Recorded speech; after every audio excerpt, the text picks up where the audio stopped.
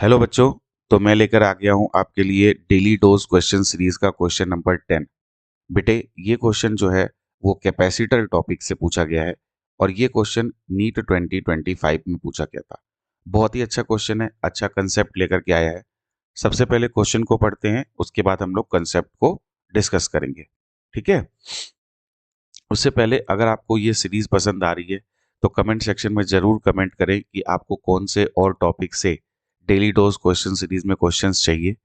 दूसरा, आप doubt diary maintain कर रहे हैं या डेली डोज की जो डायरी है वो मेंटेन कर रहे हैं या नहीं, ये भी जरूर कमेंट करें। आइए क्वेश्चन पढ़ते हैं।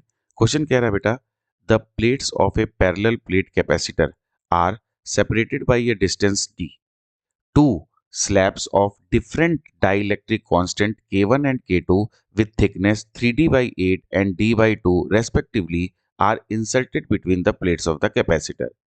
Due to this, the capacitance becomes two times larger than when there is nothing between the plate.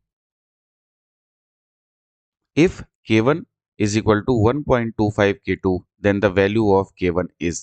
Okay बेटा, तो देखिए अभी हम लोग इसको करते हैं, पहले कंसेप्ट को समझते हैं, है ना। सबसे पहले कंसेप्ट को समझते हैं।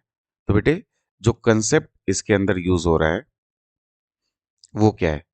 देखो बेटा, जब भी हमारे पास कोई पैरेलल प्लेट कैपेसिटर होता है, जैसे हम यहाँ पे दो प्लेट्स बना देते हैं पहले पैरेलल प्लेट कैपेसिटर की। एक प्लेट है बेटा जिसपे surface charge density plus sigma है, एक पे माइनस सिग्मा है। ठीक है, इनके बीच का सेपरेशन डी है। ठीक, अभी इसके बीच में कोई डाइलेक्ट्रिक नहीं है, तो बेटा तब इसके पास जो कैपेसिटेंस होता है वो होता है epsilon not a by T.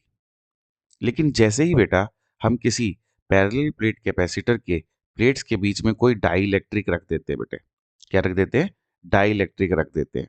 तो जैसे ही बेटा हम डाइलेक्ट्रिक रखते हैं तो क्या कैपेसिटेंस हो जाता है। तो बेटा जैसे ही हम लोग डाइलेक्ट्रिक रखेंगे तो इसका कैपेसिटेंस, मान लो हमने यहाँ पे इसकी प्लेट्स के बीच में डाइलेक्ट्रिक रख दिया जिसका डाइलेक्ट्रिक कांस्टेंट जो है वो के है बेटे। ठीक है, तो इसका जो नया कैपेसिटेंस हो जाता है वो बेटा के टाइम्स इंक्रीज हो जाता है। क्या हो जाता है, के टाइम्स इंक्रीज हो जाता है। ठीक है। लेकिन बेटे अगर हमने कैपेसिटर की प्लेट्स के बीच में डाइलेक्ट्रिक को फुली नहीं रखा है, इसका मतलब पार्शियली रखा है, या दो तीन अलग तरीके के डाइलेक्ट्रिक रख दिए, जैसे ये प्लस सिग्मा प्लेट है, ये माइनस सिग्मा प्लेट है, और मैंने यहाँ पर दो अलग डाइलेक्ट्रिक रख दिए। जैसे एक डाइलेक्ट्रिक ये रख दिया बेटा जिसका डाइलेक्ट्रिक कांस्टेंट K1 है और स्लैब की थिकनेस T1 है। दूसरा रख दिया जिसका डाइलेक्ट्रिक कांस्टेंट K2 है और स्लैब की थिकनेस T2 है। तो इसका जो कैपेसिटेंस आता है बेटा वो आता है epsilon not a by D minus जितनी भी प्लेट्स हैं उन सब की थिकनेस का सम। ठीक है, और प्लस में, इसको थोड़ा इधर करके लिखता हूं मैं पहले, और प्लस में बेटा नीचे ही हमारे पास आता है जो भी थिकनेस है उसको उसकी प्लेट के डाइलेक्ट्रिक कांस्टेंट से हम लोग डिवाइड करते हैं। इस तरीके से हम लोग जब भी प्लेट्स के बीच में डाइलेक्ट्रिक आती है तो इसको सॉल्व करते हैं। अब क्वेश्चन को देखो, क्वेश्चन ने क्या है कि दो डाइलेक्ट्रिक प्लेट्स K1 और K2 जो है वो कैपेसिटर के प्लेट्स के बीच में डाली गई हैं।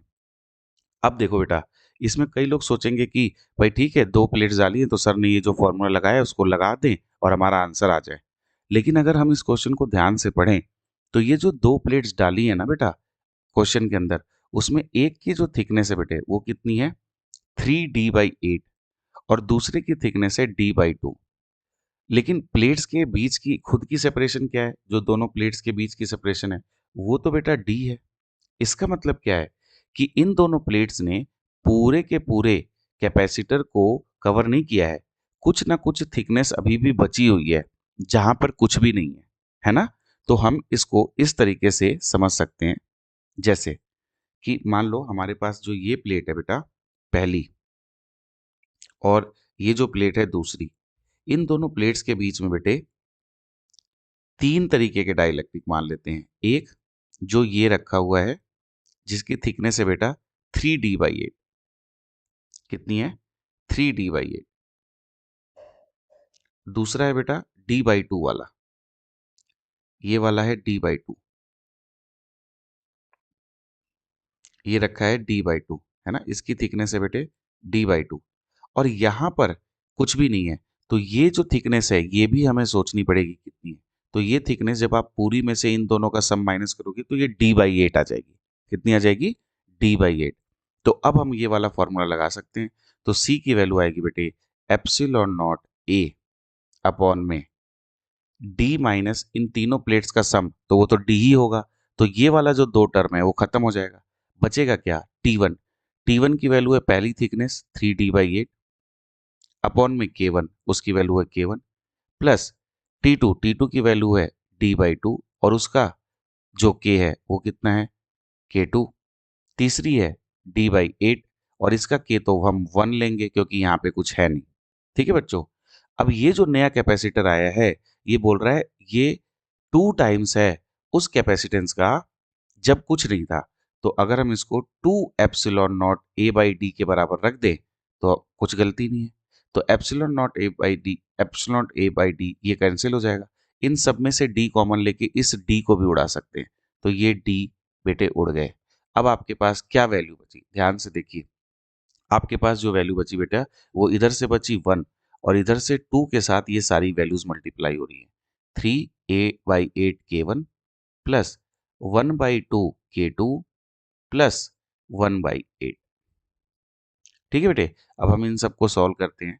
अब यहाँ पे देखो हमें k1 बराबर 1.25 k2 दिया है। तो अगर हम इसको 100 लिख लूँ तो 25 से काट दे तो 5/4 आ जाएगा। 25 पंजे 125, 25 चौक 100, यानी k1 की जगह 5/4 k2 लिखा जा सकता है ना। तो हमें k1 की ही वैल्यू चाहिए तो हम k2 को रिप्लेस कर देते हैं। ठीक है। तो 1 इज इक्वल टू 2, 3/8 k1 यहाँ रहेगा प्लस 1/2 k2 की जगह क्या लिखते हैं बेटा? 4/5 k1, तो 4/5 k1 प्लस 1/8। ठीक है। तो इसको अब हम लोग सॉल्व कर सकते हैं। जब हम लोग इसको सॉल्व करेंगे और आंसर निकालेंगे तो हमारे पास इन चारों ऑप्शन में से एक आंसर आ जाएगा। ये काम मैं आपको दे देता हूँ, आप मुझे इसका कमेंट में आंसर करके बताएं कि इसका आंसर क्या आ रहा है। तो बेटा यहाँ पे इस क्वेश्चन में हम लोगों ने पैरेलल प्लेट कैपेसिटर के बीच में जब भी डाई इलेक्ट्रिक डालते हैं तो डाई इलेक्ट्रिक क्या उसके अंदर चेंजेस लाता है, उसका नया कैपेसिटेंस कैसा बन जाता है, उसके बारे में सीखा। तो अगर आपको वीडियो पसंद आई हो तो वीडियो को जरूर लाइक करें, चैनल को सब्सक्राइब करें। Thank you. Have a great day. मिलते हैं अगले क्वेश्चन के साथ कल।